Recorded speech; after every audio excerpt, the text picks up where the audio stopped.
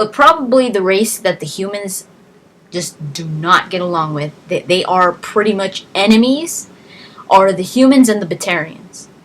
The Batarians hate the humans, and you notice this in Mass Effect. And the reason why they hate the humans so much is because the humans, even before they came in contact with the galactic community, they were already colonizing planets for resources. They did this for 8 years before they actually came in contact with the Turians. And after they were already part of the galactic community, they kept on doing that. The humans kept on colonizing other planets, and they pushed out all the way to the Attican Traverse and the Skyllian Verge. These are areas in space that are not controlled by Citadel space, and none of the Citadel races had actually tried to colonize any of these planets because they're pretty dangerous areas. So the only race that did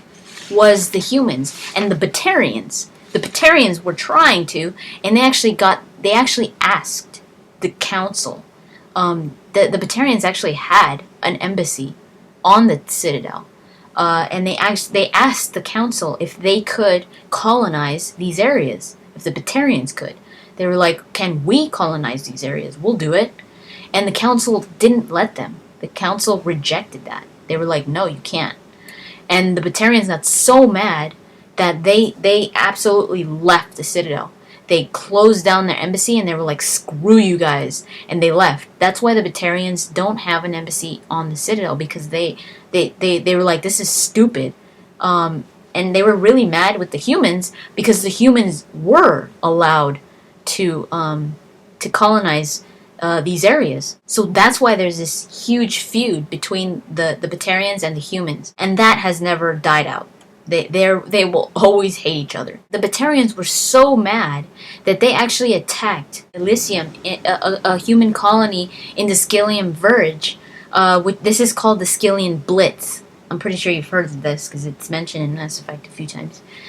The Batarians and some other pirates joined in and attacked this colony because they were so mad. They were like, "Oh yeah, you want to come over here? You want to come over to the Skyllian Verge? Well, welcome." I won't go too much into that because I want to talk about that when I talk about the Batarians, which is going to be next week. A lot of races see the humans as being aggressive, pretty much negative terms. Because they're so pushy, they see the humans as being greedy, just wanting to take over. But other races do accept, they actually do respect the humans as being very intelligent, abnormally ambitious, highly adaptable, individualistic, and unpredictable. These are pretty much like the council races, especially Solarians and the Asari. They see the humans as being a very relentless and restless race, and this has benefited them highly, especially the having the Alliance on their side, the Alliance military. They are very strong and effective ally to have. The economy, the human economy, is one of it's one of the lowest. The three council races are above the humans. But even though it is one of the lowest, it's a very powerful economy relative to their size, to the size of the human of the race, of the human race of the Alliance, and also to the time period that they were introduced into the galactic community. Their economy is in a good place because it's booming and it is a good size for the size of the human community. It's very surprising that they have such a strong military because only 3% of humans join the Alliance military. This is way smaller than any other race. The percentage of how many volunteer for the military, and yet there's still one of the most powerful militaries alongside the Turians. The human race has become less ethnically diverse. This is talked about in Mass Effect as well, and the reason why is because they're part of such a multicultural society among different races, like alien species, and they also have a greater unity between nations. So there's not that much difference going on anymore because coexist with other races. There's more unity between the nations, so there's less diversity within the human race because of that. I'm going to talk a little bit about biotics. Humans, as you can see from the games, humans can be biotics.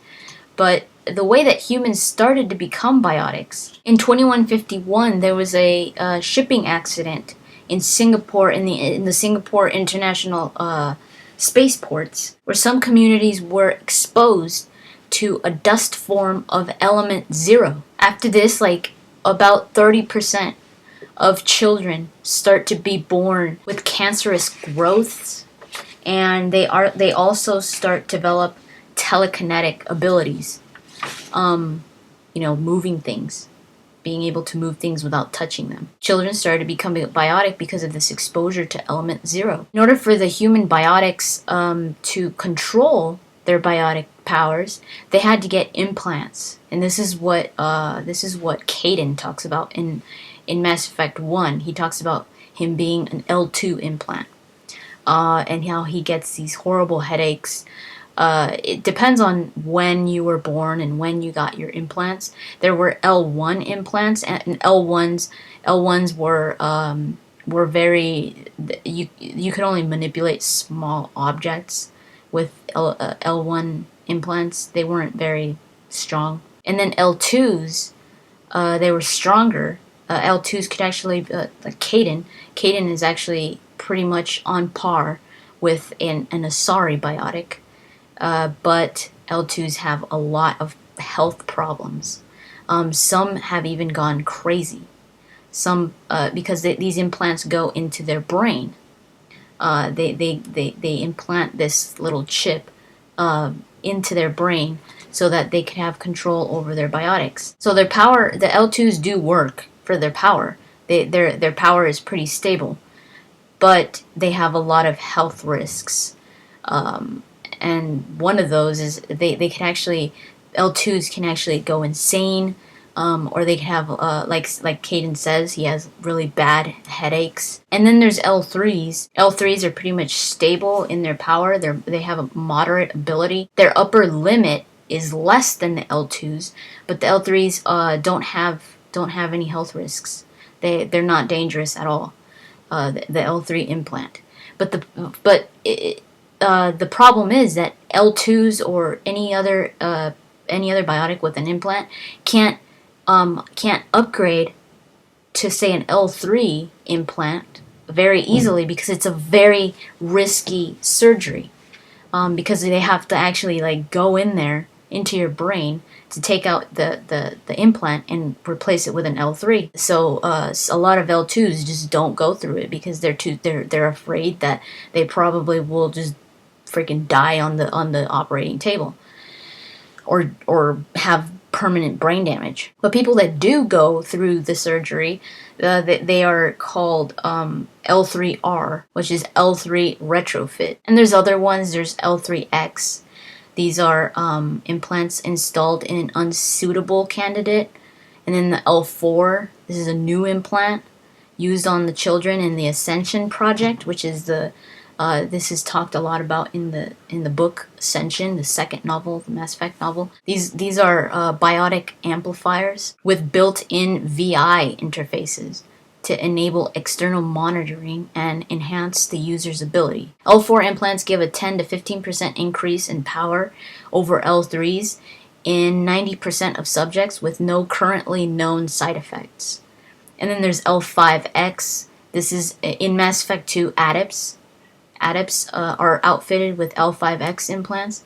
And then the L5N, this is in Mass Effect 2 Vanguards, are outfitted with L5N implants. So it's interesting stuff. Some people actually think, you know how Cerberus is so into biotics and all that? Some people actually think that whole shipment accident in Singapore was caused by Cerberus. But it wasn't, because Cerberus wasn't created until, I said that accident was in 2151. Cerberus wasn't wasn't created until after 2157. So Cerberus wasn't created back then.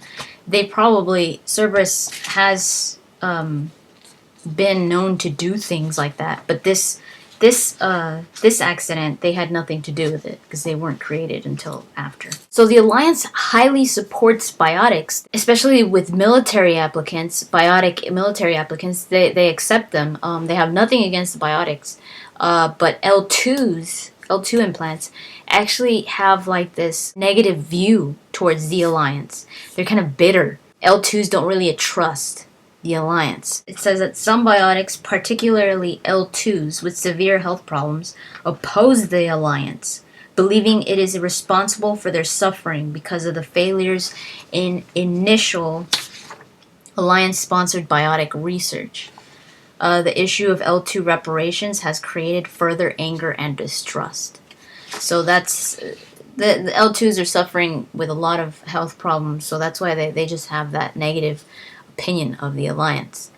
And then they don't really have an option except for a very dangerous surgery to get the L3 implant. So they're kind of stuck. Let me talk a little bit about the military, how it's structured and all that. Like I said, they're very strong. But the way that they're not strong because of firepower, like say the Turians. They don't have that many dreadnoughts. Because of the Treaty of Ferrixen, before Mass Effect, the end of Mass Effect 1, the humans didn't have a place in the council, right? It was just the Turians, the Asari, and the Solarians. The Treaty of Ferrixen, I explained this in my Turians Mass Effect talks, it's pretty much it sets how many dreadnoughts each race could have. And it's a ratio, 5-3-1.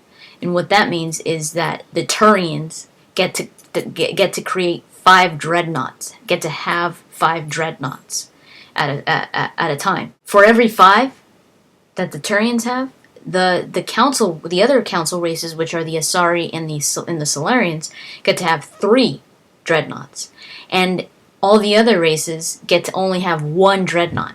So the humans can only have 1 dreadnought before the ending of Mass Effect 1, because after the ending of Mass Effect 1, depending on what you did to the council, you either, if you save the council, humans get a spot on the council, or if you destroyed, if the council got destroyed, then humans create their own council, and that whole treaty kind of changes anyways. But before, the humans only had 1 dreadnought. When it comes to their defenses, they pretty much follow the beliefs of Sun Tzu. He pretty much said that who tries to defend everything defends nothing. So this is how the Alliance military works. They don't focus all of their troops on a specific area, because if they're ever attacked, let's say at their main hub, at the Arcturus station or something like that, they're not gonna have enough military there. They're not gonna have enough firepower. So they pretty much put scouts that keep tabs on the enemy in planets. So they don't put actual armed forces in planets to protect the planet. They put scouts so that their power is all together.